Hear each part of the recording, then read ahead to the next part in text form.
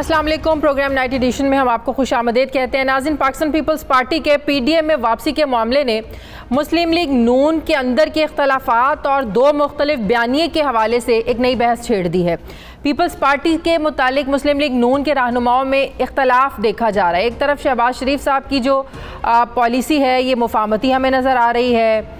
शहबाज शरीफ साहब ये चाहते हैं कि पीपल्स पार्टी की पीडीएम में वापसी हो, लेकिन दूसरी तरफ पीपल्स पार्टी के मुतालिक मुस्लिम लीग नून के रहनुमा मरीम नवाज़, शाहिद खाकान अब्बासी और एहसन इकबाल जो हैं, उनका लहजा जो है ये काफ़ी सख्त है कि पाकिस्तान पीपल्स पार्टी जो है वो पीडीएम में वापसी का वो कहते हैं कोई इनके लिए कोई रास्ता नहीं है। मरीम नवाज़ और शाहिद खाकान अब्बासी की पीडीएम में पीपल्स पार्टी की मुखालफत के बाद अब सवाल उठ रहे हैं कि शहबाज शरीफ अपोजिशन जमातों को करीब लाने में क्या कामयाब होंगे।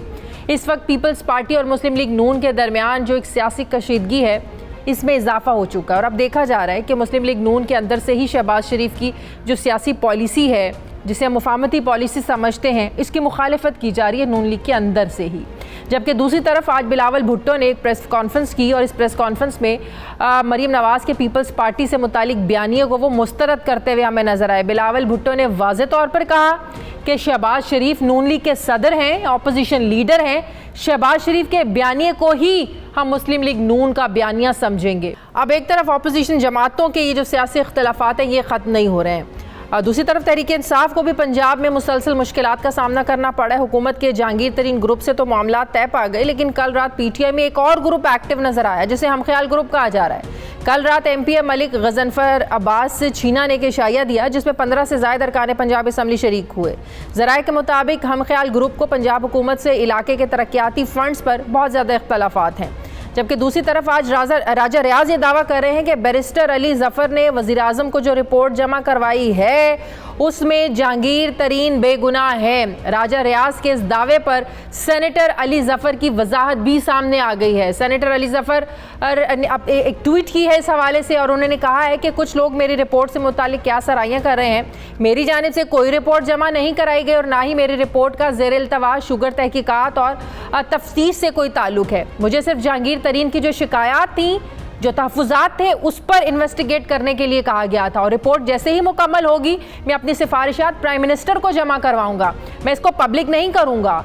वज़ीर आज़म इमरान खान की हुकूमत के तहत बदउनवानियों के लिए कोई गुंजाइश नहीं है। सेनेटर अली ज़फ़र की वजाहत के बाद अब सवाल ये है कि राजा रियाज जहांगीर तरीन के बेगुनाही के जो दावे हैं ये कैसे कर सकते हैं। और वो कह रहे हैं कि कल इस्लामाबाद में मुलाकात भी हुई है, इस मुलाकात में जहांगीर तरीन थे, शहजाद अकबर थे, अली ज़फ़र थे, जबकि अली ज़फ़र ऐसी किसी भी मुलाकात से बिल्कुल इनकारी हैं। मैं बात करूँगी, मुझे ज्वाइन कर रही हैं पाकिस्तान पीपल्स पार्टी की सीनियर रहनुमा है वाइस प्रेसिडेंट सेनेटर शेरी रहमान साहिबा। अस्सलाम वालेकुम, बहुत बहुत शुक्रिया शेरी रहमान साहिबा आपका। शेरी रहमान साहिबा, क्या पाकिस्तान पीपल्स पार्टी ये समझती है कि मुस्लिम लीग नून के दो बयानिए हैं, एक शहबाज शरीफ का बयानिया, एक मरीम नवाज़ और नवाज शरीफ का बयानिया? क्योंकि आज बिलावल भुट्टो साहब ने कहा कि हम अपोजिशन लीडर शहबाज शरीफ और जो सदर भी हैं पार्टी के, हम तो उनके बयानिए को ही मुस्लिम लीग नून का बयानिया समझेंगे। हम ना मरीम नवाज़ को जवाब दे हैं, ना ही हम नवाज शरीफ को जवाब दे हैं।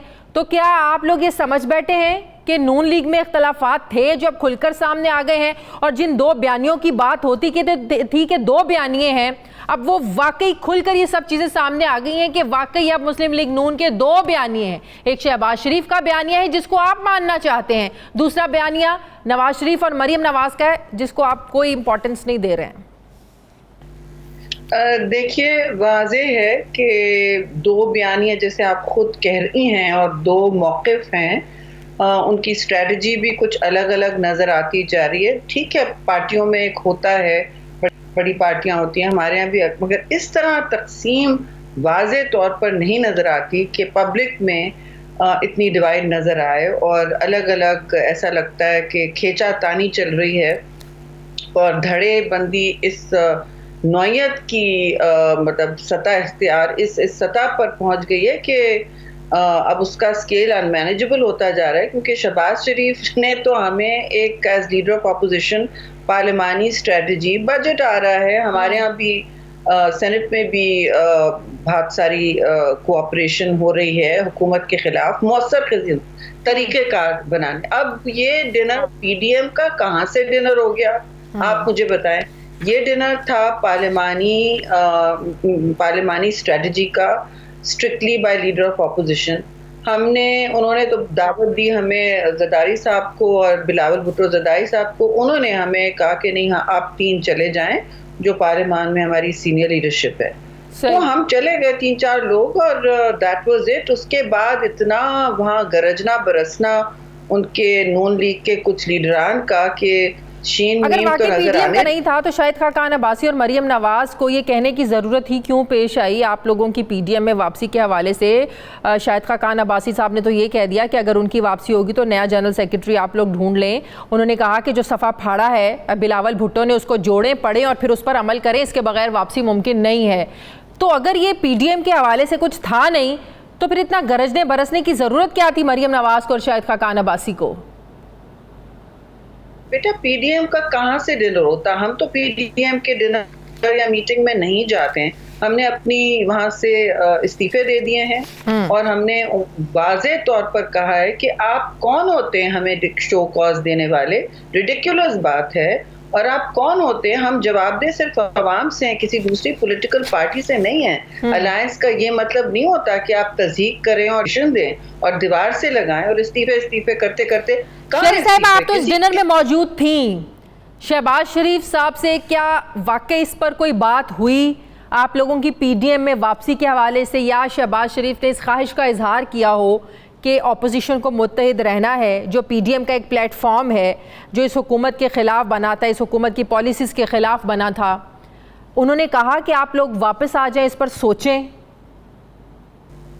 देखिए, जो भी बातें थी उन्होंने एक निजी सतह पर की और क्योंकि उन्होंने माइक पर नहीं की बातें तो मैं भी बाउंड हूँ। हम इस तरह की हरकत नहीं करते कि जी जो बात को प्राइवेटली कर रहे हैं हम उनकी तस्लील करें। जो उनका मौक़िफ़ और बयानिया है हम उसको बिल्कुल तस्लीम करते हैं, क्योंकि वो अपनी जमात के सीनियर कायद हैं। और सिंपल सी बात है जी, पीपल्स पार्टी ने तो पीडीएम की बात ही नहीं की है। पीडीएम के बानी हमें किस बुनियाद पे आप इनवाइट बैक कर रहे हैं? आपकी पार्टी की पॉलिसी क्या है? अगर बाकायदा ओपनली आपको दावत मिलती है शहबाज शरीफ साहब की तरफ से, जो प्राइवेट एक आप डिस्कशन थी, चले if you don't want to share it's okay, कोई मसला नहीं है, लेकिन अगर ओपनली आपको दावत मिलती है कि वापस आएँ और शहबाज शरीफ साहब आपको दावत देते हैं, तो क्या पॉलिसी आप लोगों की? हम एक सीनियर पुरानी मच्योर जमहूरी जमात है। हम इमैच्योर बातें नहीं करते। हमारे दरवाजे गुफ्तो शनीद के लिए खुले होते हैं, नंबर 1। नंबर 2, हमें अब पता है हमारा हदफ कौन है। हमें अपना वाज़े तौर पर हम अंदर कोई तकसीम नहीं है। हम अपोजिशन को अपनी गोलाबारी का हदफ नहीं बना रहे हैं। हम इस वक्त सिलेक्टेड सरकार, तबाही सरकार को अपने तनकीद के निश्तर उन पर बरसा रहे हैं। तो हमें कोई कंफ्यूजन नहीं है, ना तकसीम है। और जहाँ तक पीडीएम की बात है, देखें वहाँ तो कुछ अजीब ही सूरत हाल हो गई है। कंफ्यूजन का शिकार खुद है वो एक। और पीडीएम तो अब कौन सी रही? पीडीएम के बानी तो हम हैं, तो पीडीएम कौन सी रही? और वो क्या कहना चाहते हैं कि उन्होंने तो कहा कि जब शहबाज शरीफ को, मैंने सुना मरियम बीबी ने ये भी कहा है कि शहबाज शरीफ खुद पीडीएम का हिस्सा नहीं है। तो आई डोंट नो उनको कौन काबिल कबूल है। वो तो पीपल्स पार्टी तो दूर की बात है।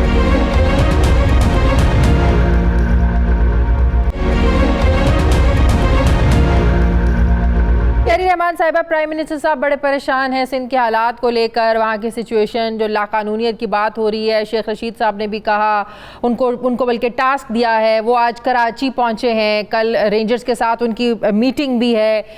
शिकारपुर का जो कच्चे के इलाके में जो ऑपरेशन हो रहा है उसको लेकर बड़ी नाकामी की बातें हो रही हैं कि सिंध हुकूमत ने की जो पुलिस है वो उससे हालात जो है ना वो काबू नहीं कर पा रहे हैं। क्या आप लोगों ने मदद मांगी है विफाक से? क्या हमारी मदद करें? शेख रशीद साहब पहुंचे आज। जहाँ जहाँ बेटा वो नोटिस लेते हैं वहाँ एक नई तबाही का एक सिलसिला चल पड़ता है। जहाँ जहाँ नोटिस लेते हैं, चाहे वो चीनी की माफिया हो, आटे की हो, तेल की हो, जो भी हो, जहां जहां उनका नोटिस या वो एक्शन लेने की बात करते हैं, वो एक नई तबाही की पेशखैमा होता है। तो नहीं, हमने उनसे कोई इस तरह की मदद नहीं मांगी है। मदद जब मांगी है वो आईनी फोरम्स पे मांगी है, CCI जो होती है वहाँ बात की जाती है, और जो तकसीम होती है सूबों के वसाइल की जायज जो लेकिन ये सिंध नाकामी नहीं कि सिंध हुकूमत से हालात अगर कंट्रोल नहीं हो रही हैं तो ही वफाक को मदाखलत करना पड़ रही है ना, तो ही वज़ीर आज़म को तशवीश लाहक हुई है ना कि पुलिस ही इस काबिल नहीं है आपके सूबे की। पंजाब को तो काबू में करें, ये बलूचिस्तान को तो मैनेज कर लें। हर जगह इनकी हुकूमतें डामाडोल हैं। जहां इनकी हुकूमत है वहां तो कंसंट्रेट करें, वहां देखें क्या हो रहा है। देखिए ना, बहुत सारे, एक मशहूर कहावत है कि जब कोई हुक्मरान जो अनपॉपुलर होता है, जो गैर मकबूल होता है, नामकबूल होता है, वो जब अपनी शिकस्त उसको सामने नजर आती है तो अक्सर और बेशतर तारीख ने ये दिखाया है वो अक्सर और बेशतर बाहर जंगें करने शुरू कर देता है। तो जंगें करने का तो कोई गुंजाइश ही नहीं है। तो ये अब सिंध में जंग करने आ रहे हैं, ये डाइवर्जन चाह रहे हैं। पर कौन सियासत कर रहा है?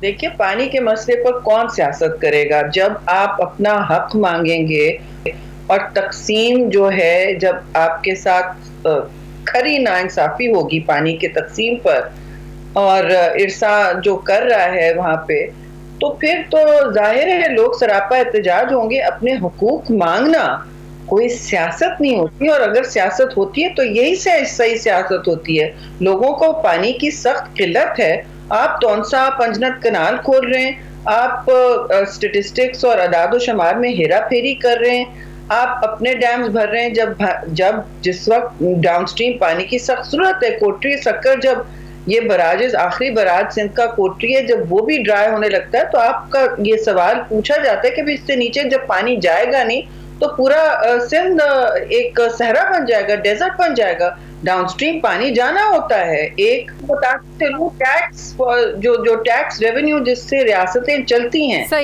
इसीलिए इनसे ये मुल्क नहीं चल पा रहा, क्योंकि ये इनसे तो टैक्स भी नहीं कलेक्ट हो रहा। या एक के बाद एक ये चेंज करते हैं। FBR चीफ कंफ्यूजन में, कभी फाइनेंस मिनिस्टर चेंज करते हैं, कभी FBR चीफ चेंज करते हैं, रिवॉल्विंग डोर बना हुआ है। सिंध जो है जो सबसे ज्यादा करेक्ट कर रहा है टैक्स, अपने हदफ से ज्यादा, अपने टारगेट से ज्यादा। अच्छा, आप तो हमें ना वो सिखाएं गवर्नेंस, बहुत सारी चीजें करने को हैं। बेशक सिंध में एजुकेशन का है मसला। इस बात पर भी आप जो है ना हुकूमत पर बड़ी तनकीद कर रहे हैं कि पाकिस्तान जो है वो अमेरिका को अपने बेसिस दे रहा है। कल वजारत ख़ारजा ने इसकी बड़ी इसकी वजाहत भी कर दी कि ऐसा कोई मामला नहीं है। ये 2001 का ही जो हमने मुआहदा किया था वही कंटिन्यू है, वही चलता आ रहा है, कोई नया मुआहदा नहीं किया। इस पर ऑपोजिशन क्यों सियासत कर रही है? आई एम सॉरी, सियासत कोई गंदा लफ्ज नहीं है। सियासत लोगों की मसाइल, उनके हुकूक मनवाने का अमल होता है। सियासत ये भी होता है, पार्लियामान में जवाबदेही का अमल होता है हुकूमतों का। और हम इस वक्त, मैंने तो जहाँ पूरी इस वक्त जॉइंट ऑपोजिशन ने तहरीक इल्तवा का नोटिस डाल दिया है इस बात पर, बेसिस हो या नो बेसिस हो, जब आप ग्राउंड जो GLOCs जिसे कहते हैं, ग्राउंड लॉजिस्टिकल जो होती है lines of communication, ground lines of communication, और कोई मुआहदा करते हैं जिससे अफगानिस्तान तक रसाई हो सके अमरीकी तनसीबात की और उनके लॉजिस्टिकल इक्विपमेंट की, तो उसमें बहुत सारे टर्म्स होते हैं। वो टर्म्स एंगेजमेंट के क्या हैं भाई? हमने तो 2012 में वो खौफनाक 2001 का अग्रीमेंट बिल्कुल रिवाइज करके पार्लियामान के सामने लाके 7 महीने ताल्लुकात बहाल नहीं किए हमने अमेरिका से, लेकिन पार्लियामान में इससे मंजूरी के बाद हमने GLOCs और एयरलॉक्स। लेकिन वो कहते हैं ना हमने तो कोई नया मुआहदा नहीं किया, ये 2001 का ही मुआहदा है। 2001 का तो नहीं चला आ रहा है, इन्होंने अपना होमवर्क नहीं किया है। 2001 का तो बहुत खौफनाक मुआहदा था, उसको तो रिवाइज किया गया, उसकी बुनियाद पर तो बेसिस थे पाकिस्तान में। 2012 का मुआहदा था, 2012 का मुआहदा था जो पब्लिक के सामने लाया गया, जिसकी बुनियाद पर बेसिस बंद हुए, जिसकी बुनियाद पर आंख में आंख डाल के अमेरिका से बात की, पूरी पार्लियामान एक साथ खड़े होके हमने कहा बिल्कुल, कि इमरान पार्लियामान खान की भी मैं उस वक्त मुखालिफ थे, आपको भी पता है। कल शाह महमूद कुरैशी ने भी सेनेट में इन ख्यालात का इजहार किया कि माजी में जब इमरान खान इस चीज़ इन सारे मामलात पर बड़ा बात करते थे, रैलियां निकालते थे, वो इस तरह के इकदाम के बहुत मुखालिफ रहे हैं माजी में, तो कैसे अब अपनी हुकूमत में आकर वो इस तरह का जो है ना वो काम कर सकते हैं जिसकी माजी में उन्होंने मुखालिफत की हो? कल कुरैशी साहब ने भी बात की। आप जानती हैं उनका कितने नाम उनके अब बन चुके हैं, यू टर्न सरकार, कभी तबाही सरकार, कभी सिलेक्टेड सरकार, कभी महंगाई सरकार। तो यू टर्न में तो ये बहुत माहिर है। इनकी जो पिछली फिल्में चलती हैं, इनकी एम्बेरसमेंट का रोज बायस बनती हैं, जब भी ये इतने तिरमिलाए हुए होते हैं। लेकिन देखिए, असल मसला है कि आप अपनी रियासत का तहफ़्फ़ुज़ करते हैं। इसमें बहुत सारी चीज़ें होती हैं जो आप अगर अवाम को से शेयर करें, एतमाद में लें पार्लियामान के जरिए, तो बहुत सा काम आप कर पाते हैं। हमने ग्राउंड लाइंस ऑफ कम्युनिकेशन खोली, बेशक खोली, लेकिन उसमें जो टर्म्स थे वो पार्लियामान के जरिए गुजारे। Parliamentary committee of national security को फाइल किया, उसके जरिए बल्कि बनाई हमने कमेटी, जो अब गैर फार पड़ी है। इनको ना पार्लियामान की कोई परवाह ना जवाबदेही है, बस वो समझते हैं एक बयानिया मेंटेन करना है, टू द पॉइंट कि अब बयानिया भी इनका एक अजीब और बहुत बहुत शुक्रिया। पाकिस्तान पीपल्स पार्टी की सीनियर रहनुमा सेनेटर वाइस प्रेसिडेंट शेरी रहमान साहब मेरे साथ ही, थैंक यू वेरी मच। मुझे ब्रेक लेने नाज़रीन वापस आते हैं छोटे से वक्फे के बाद।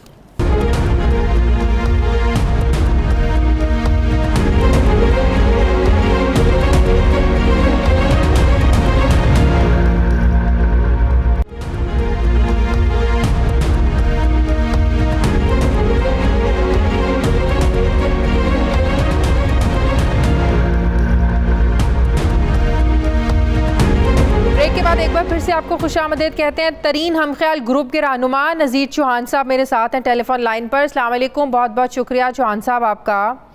नज़ीर चौहान साहब, ये राजा रियाज साहब जो दावा कर रहे हैं कि कल इस्लामाबाद में एक मुलाकात हुई जहांगीर तरीन की, अली ज़फ़र शहजाद अकबर थे और अली ज़फ़र ने अपनी रिपोर्ट में क्लियर कर दिया है, क्लीन चिट दे दी है जहांगीर तरीन को।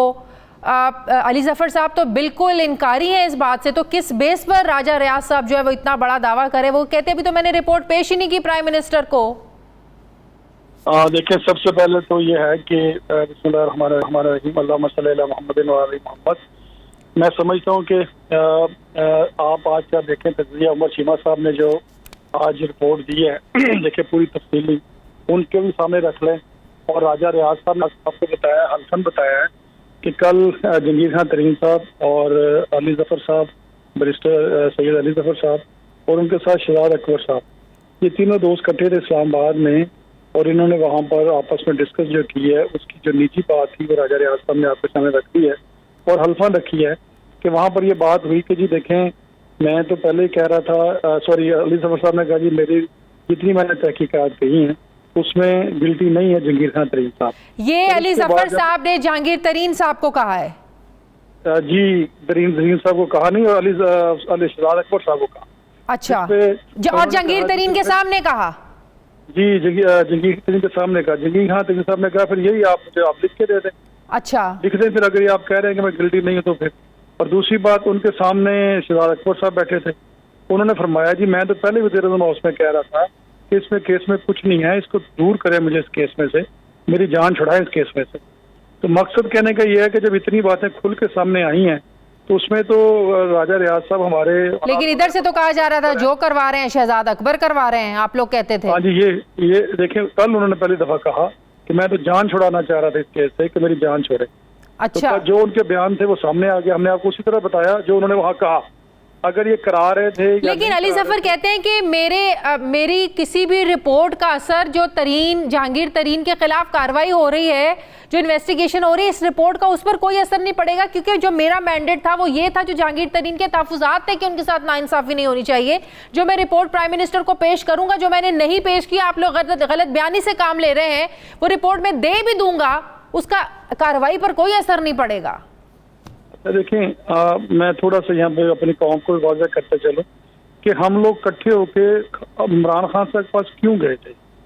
हम इसीलिए इंसाफ मांगने तो गए थे कि जी हमारे साथ वज़ीर-ए-आज़म इस्तेमाल हो रहा है और बराए मेहरबानी यहाँ से इस्तेमाल ना करें। जो जहांगीर खान तरीन एंटी लॉबी वहाँ बैठी है, तो इसका मतलब आप लोगों को किसी ने अगर बताया था कि शहजाद अकबर सब कुछ कर रहे हैं, तो वो इसका मतलब गलत आप लोगों को जो है ना वो बात की गई। शहजाद अकबर साहब ने खुद इस चीज का एडमिट किया है कि यार मैं तो पहले ही कह रहा था इस रिपोर्ट में कुछ नहीं है, इसको मेरे से वापस ले ले, किसी और को देने। इसका मतलब तो यही हुआ ना कि उसमें उन पर भी प्रेशर था कि ये चीजों को तो आप लोगों को गलत इन्फॉर्मेशन मिली थी, गलत इन्फॉर्म किया गया था आप लोगों को। देखें, हमें इतना पता था कि शहजाद अकबर साहब ही फोन करें क्योंकि वो इंचार्ज है FIA के ना बेसिकली।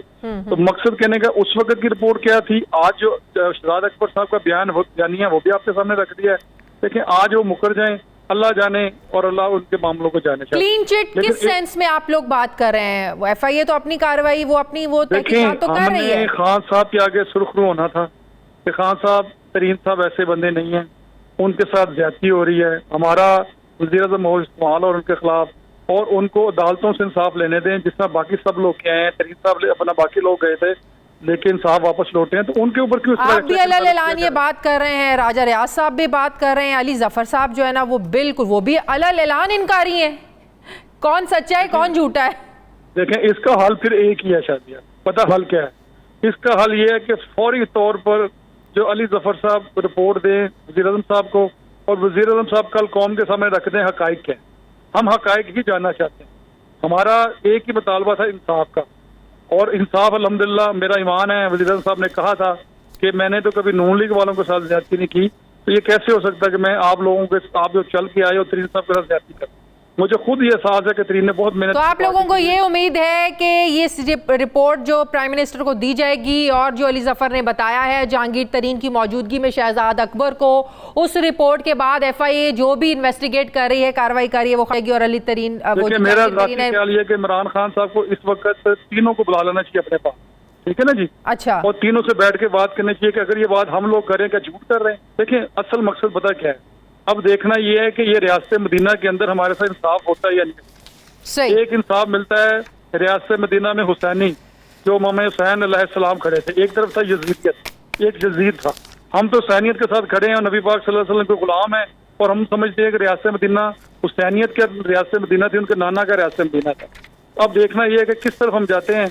हमने सिर्फ इंसाफ मांगा है, हमने ये नहीं कहा कि मैं इस जगह क्लियर किया जाए। एक बयान आपका है, एक अली जफर साहब का है, वो इनकारी हैं। आप लोग कहते हैं कि हल्फन जो है मुलाकात हुई है और जहांगीर तरीन साहब के सामने ये सारी बातें अली जफर साहब ने शहजाद अकबर को की हैं। यकीनन इस बारे में जो मज़ीद डिटेल्स हैं वो भी सामने आ जाएंगी। बहुत बहुत शुक्रिया नज़ीर चौहान साहब मेरे साथ थे। नाज़रीन, आज पाकिस्तान स्टॉक एक्सचेंज में रिकॉर्ड तारीखी ट्रेडिंग देखी गई। पाकिस्तान स्टॉक एक्सचेंज में आज 1,56,33,00,000 से ज़ायद शेयर्स का कारोबार हुआ, जो तारीख में किसी एक दिन में कारोबार का सबसे बड़ा हजम है। इस वक्त हुकूमत GDP ग्रोथ में बेहतरी के दावे कर रही है, और जो GDP ग्रोथ रजिस्टर्ड हुई है उसमें पंजाब सर फहरिस्त है। और पंजाब हुकूमत आइंदा माली साल का बजट जून के दूसरे हफ्ते में पेश करने जा रही है। पंजाब हुकूमत रवा माली साल के बजट के मुतालिक ये दावा कर रही है कि ये जो बजट है आवाम दोस्त होगा, इसमें आवाम को टैक्स रिलीफ दिया जाएगा। पंजाब हुकूमत के मुताबिक बजट में काश्तकारों और सनतकारों को रिलीफ मिलेगा, जबकि तालीम, सेहत और जो दीगर समाजी शोबे हैं इनको भी अहमियत दी जाएगी। आइंदा माली साल के बजट में पंजाब हुकूमत जनूबी पंजाब को भी खासी अहमियत दे रही है। पंजाब हुकूमत के मुताबिक पेश किए जाने वाले बजट में जनूबी पंजाब के लिए एक अलग बजट बुक शाया की जाएगी। इस बजट बुक में जनूबी पंजाब के तरक्याती प्रोग्राम और फंड्स के इस्तेमाल की जो डिटेल्स हैं वो अलग से शाया होंगी, जबकि अलग बजट बुक के बाद जनूबी पंजाब के लिए मुख्तस बजट जनूबी पंजाब में ही खर्च किए जाएंगे। अब ये दावे किस हद तक सच साबित होंगे ये भी यकीनन वक्त बताएगा। मुझे ज्वाइन कर रहे हैं सूबाई वज़ीर ख़जाना पंजाब हाशिम जवाब बख्श साहब। अस्सलाम वालेकुम, बहुत बहुत शुक्रिया हाशिम साहब आपका। हाशिम साहब, क्या रिलीफ देने जा रहे हैं पंजाब के अवाम को इस नए माली साल के बजट में? जी, हमने बड़ा सख्त वक्त गुजारा है। जिस हालात में ये सूबा मिला था उससे आज जिस तरीके से हम रिवाइव किया है उसकी अक्कासी अगले बजट में इंशाल्लाह आपको नज़र आएगी। एक बड़ा ग्रोथ ओरिएंटेड बजट है। पिछले साल भी कोविड के हालात को मद्देनज़र रखते हुए हमने प्रो बिज़नेस अप्रोच को आगे लेके गए थे और हमने एक मैसिव टैक्स रिलीफ बजट दिया था 56 अरब का, और हमने total economic and Covid relief के अंदर 106 अरब रुपए रखे थे। हमने ख़ास तौर पे जो सर्विसेज टैक्स, जो प्रोविंशियल टैक्सेस होते हैं, उनको बहुत सारे ऐसे शोबे जो कि कोविड से अफेक्ट हुए थे, कोरोना से जिनकी बिजनेसेस ख़राब हुई थी, अफेक्ट हुई थी, उनको हमने काफ़ी छूट दी थी। और हमने कंस्ट्रक्शन सेक्टर, जिसमें बहुत ज़्यादा एम्प्लॉयमेंट होती है और बहुत सारे उसके साथ शोबे वाबस्ता हैं, उसके अंदर स्टैंप ड्यूटी, जो कि पंजाब का एक मेजर रेवेन्यू अर्नर था, उसमें 80% रिडक्शन करके 5% से 1% पे हम उसको लेके गए हैं। अच्छा। और इसके दूरस्थ आपको नजर आ रहे हैं, जो हमने अल्लाह के फजलो करम से जो जीडीपी ग्रोथ पंजाब की रजिस्टर, पाकिस्तान की रजिस्टर हुई है, उसमें पंजाब से जीडीपी ग्रोथ पे थोड़ी सी बात कर लेते हैं। बहुत से मौशी माहिरीन इस बात से इत्तफाक नहीं करते। आपको भी पता है कोरोना तकरीबन 1.5-2 साल के करीब हो गए हैं। पूरी दुनिया की तरह पाकिस्तान पर भी कोरोना के जो है ना वो असरात पड़े हैं। ज़राअत का शोबा हमारा नीचे गया है। हमारी कपास की जो पैदावार है 34% ये कम रही है। रुपए की कदर हमारी बहुत गिरी है। तो इन हालात में जब कोरोना भी है, हमारी ज़राअत भी ऊपर नहीं गई है, ज़राअत के शोबे में भी तरक्की नहीं हुई है, वो नंबर्स जो आप लोगों के टारगेट्स थे वो अचीव नहीं हुए, तो मौशी माहिरीन कह रहे हैं कैसे आप दिखा सकते हैं कि हमारी जो ग्रोथ है वो 4% रही इन हालात में? देखिए, इस सारे क्रिटिक्स के लिए मेरा एक ही सवाल है, उसका अगर इसको कूजे में बंद करना है तो उसका जवाब ये दे दें कि हमारी इलेक्ट्रिसिटी कंजम्पशन, एनर्जी कंजम्पशन जो है वो 6.9% से बढ़ी है इस पीरियड के अंदर। जब एनर्जी कंज्यूम होती है तो वो एक क्लियर रिफ्लेक्शन होता है, अक्कासी करता है कि मईशत तरक्की की तरफ चल पड़ी है। वो जब 7% से ग्रो की है तो लार्ज स्केल मैन्युफैक्चरिंग हो, सर्विस सेक्टर हो, एग्रीकल्चर हो, फर्टिलाइज़र की सेल्स बढ़ी हैं। ये सारे इंडिकेटर्स इसी की अक्कासी कर रहे हैं कि हकीकत में पाकिस्तान के अंदर जो इकोनॉमिक रिवाइवल और स्टिमुलस पैकेज दिया गया था इस हुकूमत का, उसने असर दिखाया है और उसकी वजह से हम तकरीबन 4% जीडीपी ग्रोथ पे पहुंचे हैं। और हर लिहाज से हमने ये एस्टिमेट्स को बीट किया है। मैं यहाँ पे ये भी बताता चलूँ कि ये हमने एक बुनियाद रखी है एक स्टेबल एनवायरनमेंट के अंदर। हम कोई ऐसी चीज़ नहीं की कि जिसको रोका हो, और इसी की बुनियाद के ऊपर एक सस्टेनेबल ग्रोथ इंशाल्लाह आपको अगले सालों में नजर आएगी। और ये ट्रैजेक्टरी इंशाल्लाह आप लोग बता रहे हैं, डॉक्टर हफीज पाशा से भी मेरी बात हो रही थी, वो भी ये बात करते हैं कि एक तरफ हम IMF से रिलीफ मांग रहे हैं, हमने उनसे निगोशिएशन करनी है बहुत से मामलात पर, दूसरी तरफ जब आप अपने नंबर्स ये बताएंगे कि भाई हमारी तो ग्रोथ बहुत अच्छी चल रही है, भले ही कोरोना 1.5-2 साल से चल रहा है, हम पर तो कोरोना का कोई असर नहीं हुआ, क्योंकि देखिए हमारी तो ग्रोथ 4% जो है ना वो रही है। कैसे रिलीफ देगा IMF आपको? कैसे निगोशिएशन कर पाएंगे मुख्तलिफ मामलात में आप लोग IMF से? मैडम, बिल्कुल बनेगा। हम एक टेक ऑफ मोड में है। हमारा ये अज़म है कि ये ग्रोथ को सस्टेनेबल करने के लिए हमारी प्रो ग्रोथ पॉलिसीज़ ही हमें चाहिए। हम IMF से अपने मौक़िफ़ पे डटे रहेंगे, और हमने कोई नंबर्स के साथ अगर कुछ छुपाने की बात है तो वो हमने बिल्कुल नहीं की। हमने तो बल्कि फाइनेंस से निकाल के ब्यूरो ऑफ स्टैटिस्टिक्स को प्लानिंग के अंदर रख दिया है ताकि उस पर फाइनेंस असरअंदाज किसी तरीके से ना हो सके। वी आर वेरी कॉन्फिडेंट कि हम एक प्रो ग्रोथ स्ट्रेटजी IMF के पास लेके जाएंगे, और वो भी हमारी इस बात से एग्री करेंगे कि हमें हर चीज एक साथ करने की जरूरत नहीं है, हमें इसी ग्रोथ के साथ जाते हुए अपनी लैंडस्केप को बढ़ाना है और टैक्स टू जीडीपी रेशो को बेहतर आगे बढ़ते हैं। सर, जनूबी पंजाब सूबा हमेशा नजरअंदाज होता रहा है। एक पंजाब जहां हम बैठे बात कर रहे हैं, एक वो पंजाब, जनूबी पंजाब जिसकी मैं बात करने वाली हूँ, जिसके लोगों, बहुत से इलाके वहाँ पर ऐसे हैं जहाँ पर लोगों के लिए 2 वक्त की रोटी खाना बड़ा मुश्किल है। एक पंजाब ये है जहाँ आप तरक्की देखें, जहाँ की आप सड़कें देखें, यहाँ का आप इंफ्रास्ट्रक्चर देखें। एक वो जनूबी पंजाब है जिसको तहरीक इंसाफ ने भी नारा लगाया था कि वहाँ के लोगों की महरूमियाँ हम लोग दूर करेंगे, लेकिन हालत नहीं बदली।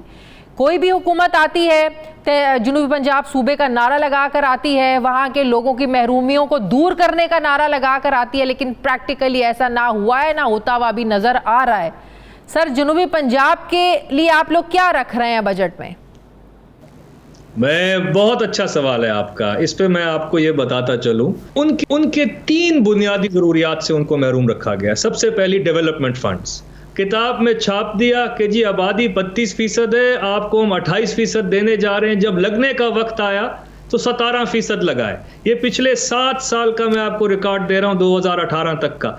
जिस इलाके को 265 अरब रुपए से महरूम रखा गया उस 7 सालों में, उसी के हकायक यही अक्कासी करते हैं कि जनाब वहाँ पे शरह गुर्बत बाकी पंजाब की निस्बतन दुगनी है। हमने उसका अजाला इस तरह किया है कि हमने एक तो उसकी डेवलपमेंट को रिंग फेंस कर दिया है। जब आम आदमी भी इस साल बजट की किताब उठा के देखेगा तो उसको भी पता होगा कि क्या मिला, क्या लगा, क्या इस्तेमाल हुआ। वो कोई इसमें नंबर का हेर फेर आज के बाद नहीं हो पाएगी, और यही सबसे बड़ी हमारी कामयाबी है। इसी की वजह से आज हम यहाँ बैठे हैं कि हमने ये वादा किया था कि उसकी महरूमियों को दूर करेंगे। दूसरा ये कि वहाँ के एडमिनिस्ट्रेटिव फैसले जो हैं, हर एक डॉक्टर, एक नर्स का तबादला भी हो तो उसको लाहौर आना पड़ता है। जनूबी पंजाब के अंदर सेक्रेटेरिएट के क़याम से, सेक्रेटेरिएट के अंदर बैठे इन डिपार्टमेंट्स को फाल करने से वहाँ के मामलात वहीं पे हल हो गए। और तीसरी चीज़, आप ये एक्सपेक्ट नहीं कर सकते किसी PCS ऑफिसर से, किसी से भी जिसका अटक से ताल्लुक़ हो या किसी और इलाके से ताल्लुक़ हो, कि वो जनूबी पंजाब में सर्व करे और हफ्ता पूरा वहाँ गुजारे। हमेशा आदतन ये हुआ है कि 4 दिन गुजारने के बाद 3 दिन वो अपने घर जाते हैं। तो जो 7 दिन जो वहाँ पे काम करने की ज़रूरत है, पुराने महरूमियों को दूर करने की ज़रूरत है, उसके लिए पब्लिक रिप्रेजेंटेशन के लिए हमने मूव कर दिया है कि जनूबी पंजाब की नौकरियों के अंदर जनूबी पंजाब। मैं पूछने वाली थी कि जॉब्स के कोटे भी अलग कर रहे हैं आप लोग?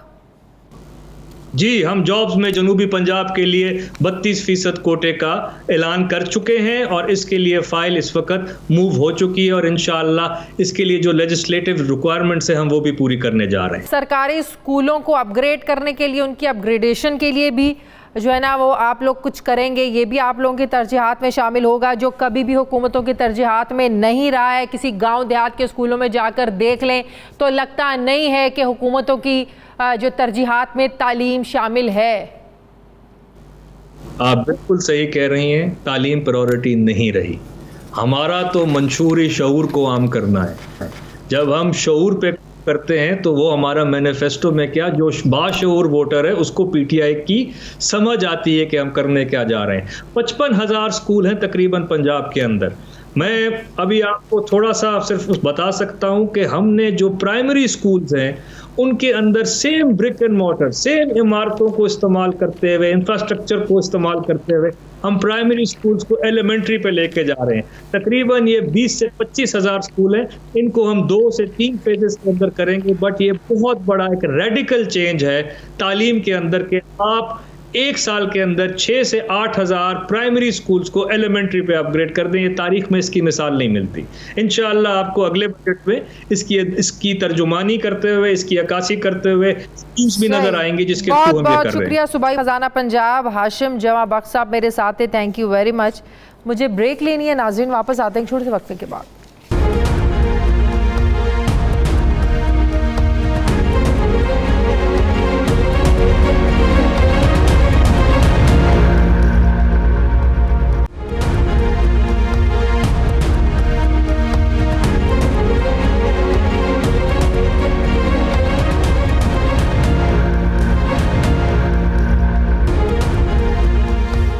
ब्रेक के बाद एक बार फिर से आपको खुशामदीद कहते हैं नाज़रीन। कुछ दिनों पहले वफाकी हुकूमत ने ये खुशखबरी दी थी कि अमेज़ॉन ने पाकिस्तान को सेलर लिस्ट में शामिल कर दिया है, जिसके बाद पाकिस्तानी सेलर्स अब जो हैं अमेज़ॉन पर अपनी प्रोडक्ट्स बराह रास्त फ़रोख्त कर सकेंगे। अमेज़ॉन समेत दुनिया के दीगर प्लेटफॉर्म में इलेक्ट्रॉनिक ट्रांजैक्शन का एक अहम किरदार है, लेकिन पाकिस्तान में इलेक्ट्रॉनिक ट्रांजैक्शन को महफूज बनाने वाले इदारे इलेक्ट्रॉनिक सर्टिफिकेशन एक्रीडेशन काउंसिल में खिलाफ ज़ाब्ता तैनातियों ने बहुत सारे सवालात उठा दिए हैं। वजारत कानून ने इलेक्ट्रॉनिक सर्टिफिकेशन एक्रीडेशन काउंसिल में 4 मेंबरान की तैनाती को सुप्रीम कोर्ट के अहकामात के मुनाफी करार दिया है, जिसके बाद सवालात उठ रहे हैं कि क्या इलेक्ट्रॉनिक सर्टिफिकेशन एक्रीडेशन काउंसिल में मंजूर नज़र अफराद को तैनात करके दुनिया भर में काबिल कबूल इलेक्ट्रॉनिक ट्रांजैक्शन का सिस्टम बनाया जा सकता है। जबकि दूसरी तरफ FIA इंक्वायरी कमीशन की रिपोर्ट के बाद हुकूमत ने 36 ऑयल मार्केटिंग कंपनियों को बंद करने की तैयारी शुरू कर दी है। पेट्रोलियम डिवीजन फौरी तौर पर इन कंपनियों के लाइसेंस की मनसूखी चाहती है, जबकि ओगरा इन कंपनियों के बारे में कोई हतमी फैसला करने में अभी हिचकिचाहट जाहिर कर रही है। इन दोनों मामलात पर मैं बात करूंगी इस्लामाबाद के ब्यूरो चीफ सुहेल इकबाल भट्टी से। अस्सलाम वालेकुम, बहुत बहुत शुक्रिया सुहेल आपका।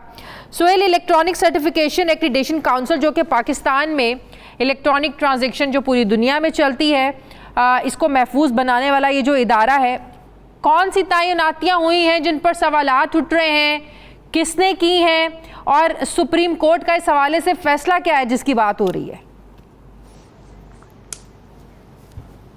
शाज़िया, देखिए, वफाकी हुकूमतों की काविशों के नतीजे में एक बड़ी डेवलपमेंट हुई चंद रोज़ कबल, जिसके नतीजे में ये अनाउंसमेंट हुई कि अब पाकिस्तान के ताजरों को, सनतकारों को और बाकी लोगों को जो मुख्तलिफ मसनूआत तैयार करते हैं उनको अपनी मसनूआत एक दुनिया की एक सबसे बड़े एक प्लेटफॉर्म के ज़रिए से अपनी मसनूआत दुनिया के 300 ममालिक को फ़रोख्त करने की एक उनके लिए अपॉर्चुनिटी बन गई है। फिर अमेज़ॉन ने भी बाज़ाब्ता तौर पर अनाउंसमेंट की और यकीनी तौर के ऊपर इस जो पाकिस्तान की मौशी हालात है उस दौरान एक अच्छी खबर थी लोगों के लिए कि वो अब बेहतर प्राइस हासिल कर सकते हैं, जिससे पाकिस्तान को ज़र मुबादला में भी फ़ायदा होगा और उसके साथ साथ कारोबारी सरगर्मियों को भी फ़रोग मिलेगा। लेकिन ऐसे मौके के ऊपर ये जो सारा प्रोसेस होना है, इस सारे प्रोसेस में इलेक्ट्रॉनिक ट्रांजैक्शन बड़ी इंपॉर्टेंस की हामिल है। जब तक ये सिक्योर तरीक़ेकार ना हो तो ये आप सक्सेसफुली इंटरनेशनल इस पैरामीटर्स को अफोर्ड नहीं कर सकते। अगरचे के trade development authority of Pakistan ने एक इनिशिएटिव लेते हुए एक ट्रेनिंग का सिलसिला शुरू किया है कि सब लोगों को, जो पाकिस्तानी कंपनियां हैं, इंडिविजुअल्स हैं, उनको ट्रेनिंग दी जाए कैसे आपने काम करना है। लेकिन ऐसे माहौल में कि अगर आप अपनी प्रोडक्ट को सेल करना चाहते हैं, हाँ जी बिल्कुल बिल्कुल, आके पहले इसकी ट्रेनिंग ले, अगर बाद में कोई नुकसान हुआ तो इसका जिम्मेदारी कोई नहीं लेगा फिर। जी एग्जैक्टली। तो इस सारे माहौल के अंदर सबसे अहम जिम्मेदारी है, वो जिम्मेदारी आयद होती है इलेक्ट्रॉनिक सर्टिफिकेशन एक्रीडिशन काउंसिल पर, जिसने इलेक्ट्रॉनिक ट्रांजैक्शन को महफूज बनाना है, उसको रिलायबल बनाना है, और उसके साथ साथ वो प्राइवेट सेक्टर के लोग हों या गवर्नमेंट सेक्टर के लोग, सबको उसने एक महफूज इन्वायरमेंट प्रोवाइड करने के लिए एक रजिस्ट्रेशन काउंसिल का काम भी करना है। लेकिन बदकिस्मती के साथ जब एक ऐसे मौके के ऊपर, अगरचे कि इस काउंसिल का क्याम 2002 में एक ऑर्डिनेंस के जरिए से अमल में लाया गया था और ये मिनिस्ट्री ऑफ इंफॉर्मेशन टेक्नोलॉजी के मातहत काम करती है, लेकिन आज पाकिस्तान को, पाकिस्तान के सनतकारों को, पाकिस्तान के ताजरों को और गवर्नमेंट सेक्टर को इसकी ज़रूरत थी। उस मौके के ऊपर एक बड़ी बेज़ाब्ती की गई कि इस काउंसिल के 4 मेंबरान की अपॉइंटमेंट का मामला हुआ ताकि काउंसिल फ़ाल होकर काम कर सके, जिसके अंदर 4 लोगों को मुंतखब कर लिया गया, जिसमें शहजाद समी साहब हैं, निजी टेलीकॉम कंपनी से इनका ताल्लुक है, अब्दुल वाहिद खान निजी टेलीकॉम कंपनी से ताल्लुक है, MD NTC, और उसके साथ एक और निजी टेलीकॉम कंपनी के गुलाम मुस्तफा साहब को मिनिस्ट्री ऑफ IT की कुछ लोगों की सपोर्ट के साथ इलेक्ट्रॉनिक सर्टिफिकेशन एक्रीडेशन काउंसिल के मेंबर अपॉइंट करके फेडरल कैबिनेट की मंजूरी हासिल करने की कोशिश की गई। अच्छा। लेकिन जो हमने कुछ दस्तावेज हासिल की, जो मुख्तलिफ ज़राए से बात हुई, वहाँ पर वज़ीर कानून ने इस बात की दो टोक मुखालफत की कि इन 4 मेंबरान का तकर्रुर खिलाफे कानून है, क्योंकि इनको जो इनकी सिलेक्शन का प्रोसेस है सुप्रीम कोर्ट ऑफ पाकिस्तान के फैसले के मुताबिक वो अडॉप्ट नहीं किया गया, एडवर्टीजमेंट नहीं की गई, दरखास्तें तलब नहीं की गई, शॉर्टलिस्टिंग नहीं हुई, और मौजूद उम्मीदवार का जो जी देखिए, अब कैबिनेट ने मिनिस्ट्री ऑफ इंफॉर्मेशन टेक्नोलॉजी की ये समरी तो मुस्तरद कर दी है और इस मामले की तहकीकात का हुक्म दिया गया है कि पता किया जाए कि किस तरीके के साथ किन लोगों ने इस काउंसिल के मेंबरान को खिलाफ कानून तैनात करने की कोशिश की। अब इस मामले की अलग से तहकीकात तो हो रही है। अब आखिरी सवाल का जवाब दे दें, वक्त कम है। पेट्रोलियम डिवीजन 36 ऑयल मार्केटिंग के कंपनीज के लाइसेंस को मंसूख करना चाहती है, उगरा हिचकिचा रही है, इन कंपनियों के बारे में कोई हतमी फैसला क्यों नहीं हो पा रहा? देखिए, मामला यह है कि FI की इंक्वायरी कमीशन ने यह वाज़ेह किया कि 36 ऑयल मार्केटिंग कंपनी ऐसी हैं जिनका पाकिस्तान की मार्केट का सिर्फ 8% शेयर इनके पास है, जबकि 6 लीडिंग ऐसी कंपनी हैं जो जिम्मेदारी से काम करती हैं, उनकी स्टोरेज है, डिपोज हैं, वो 92% शेयर उनके पास है। ये कंपनियां सारी गड़बड़ का बाइस बन रही हैं।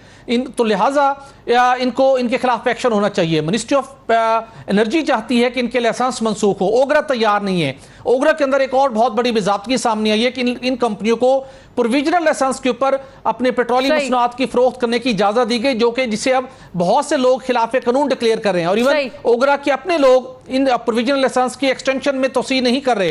लाइसेंस की मुद्दत खत्म हो चुकी है, लेकिन ओगरा में इसके ऊपर जिम्मेदारी का मुजाहरा न करने के नतीजे में गैर यकीनी की सूरत हाल है।